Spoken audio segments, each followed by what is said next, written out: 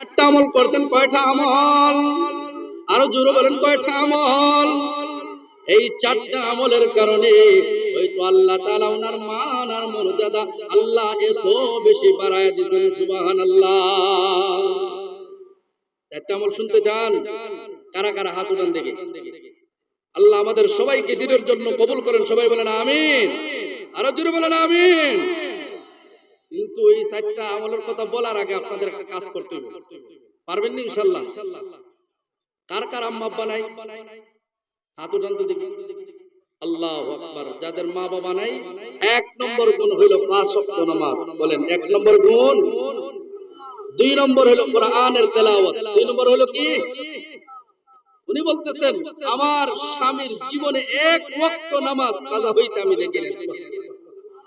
যখনই সময় পাইতেন কোরআন তেলাওয়াত করতেন। দুই নম্বর। আর তিন নম্বর আমল হলো আমার স্বামীর জীবনে এক ওয়াক্ত তাহাজ্জুদের নামাজ ছুটে নাই। বলেন না সুবহানাল্লাহ। কোনদিন তাহাজ্জুদের নামাজ ছুটে নাই। চার নম্বর হলো আমার স্বামী হালাল উপার্জন করতেন, এই হালাল উপার্জন টাকা দিয়া হালাল ভাবে জীবন যাপন করতেন। সুবহানাল্লাহ। এই চারটা গুণের কারণে হয়তো আল্লাহ ওনার মান আর মর্যাদা আল্লাহ বাড়ায়া দিয়েছেন।